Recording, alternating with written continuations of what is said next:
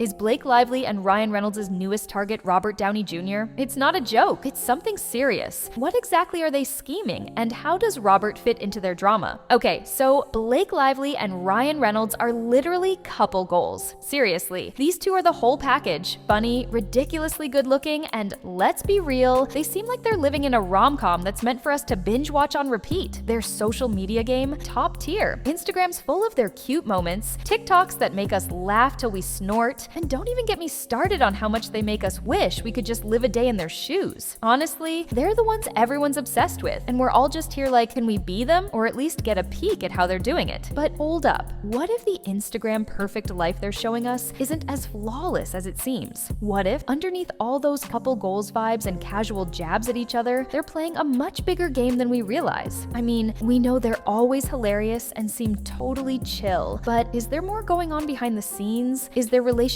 more of a master plan to take over Hollywood rather than just being madly in love? Here's the kicker. They're not just creating a fun vibe. They're low-key controlling the narrative in Hollywood. Everything they do is carefully curated to make sure they stay at the top of everyone's minds. They're untouchable. People talk about them constantly, and that's exactly what they want. They're not just living their lives, they're shaping how we see them, and other people are starting to notice. Now, they've set their sights on Robert Downey Jr., and trust me, this is not some random Hollywood drama. They've got their eye on the biggest fish in the pond, and they're ready to make moves. Let's look at how Blake and Ryan have become absolute bosses in the game. One of the key things they've done is they've used humor as their weapon of choice. And when I say weapon, I mean it. Humor is like their shield that deflects any criticism. Instead of getting all serious when things go sideways, they make it into a joke. And not just any joke, but a funny one. Like, you know when you mess up, but instead of being mad about it, you crack a joke so everyone can laugh with you? That's Blake and Ryan's entire strategy. But they're doing it on a global scale. They own this. And by making us laugh, they stay above all the petty Hollywood drama that other celebs seem to get stuck in. People try to drag them down and they just laugh it off. But here's the thing, humor isn't just a way to get laughs, it's a tactic. And these two are absolute geniuses when it comes to wielding it. They figured out how to keep their names in the news without looking desperate. Every post, every joke, every comment, it's all calculated to make sure we're still thinking about them, but in the most casual, effortless way possible. It's low-key brilliant if you think about it. While other celebs are out here working overtime for likes, Blake and Ryan just drop a meme and boom, they're trending. Their whole public persona is designed to make them seem like the most chill people ever, but underneath it all, they're totally in control. It's not about just being liked or popular for a minute, it's about controlling the media and making sure their names never leave the conversation. They've created a space where their public image is more powerful than their actual movies or projects. Like, they're famous because they're famous, and that's insane, but it works. So yeah, while they're over here being funny, posting memes, and throwing shade on Twitter, they're also positioning themselves to control the game. They're not just playing by the rules, they're writing them. And now, with all this influence, they want to take it to the next level. They're not satisfied with just being Hollywood's favorite couple, they want to control everyone else's narrative too. Which brings us to Robert Downey Jr. Now, we gotta talk about Robert Downey Jr., the absolute legend of Hollywood. Seriously, this man has a career that's untouchable. He's Tony Stark, he's the face of the MCU, and honestly, his name alone is a flex. Robert doesn't need to be involved in any PR stunt or fake drama to keep his spot in the limelight. He's earned his place. No gimmicks required. But here's the deal. For Blake and Ryan, Robert isn't just a star. He's a target. And it's not because they want to beef with him or steal his shine. Nah, they're after something way bigger. They want to control everything. Robert's name is gold. No matter what he does, it's gonna make headlines. And Blake and Ryan know that. They know that just getting him in their orbit will give them even more leverage in the Hollywood game. If they can start to shape Robert's narrative, then they'll have control over even more of the public conversation. It's not just about being in the spotlight. They want to dictate what the spotlight shines on. Robert's massive star power can help them do that. Every mention of Robert is a chance for them to pull the strings. And as we know, when you control the media, you control the game. But there's a twist. Robert doesn't need them. His career is already built on years of talent, iconic roles, and a reputation for being authentic. He doesn't need to follow the same PR game that Blake and Ryan are playing. He's been around long enough to know how to handle the press, how to keep things low-key when he needs to. So if Blake and Ryan want to bring Robert into their media web, they're gonna have to tread carefully. If Robert feels like they're trying to manipulate him, he's not gonna just let that slide, he's gonna push back. Here's where things get interesting. Blake and Ryan aren't just looking for a photo op with Robert, they're looking for a power play. This is where their strategy goes from being cute and funny to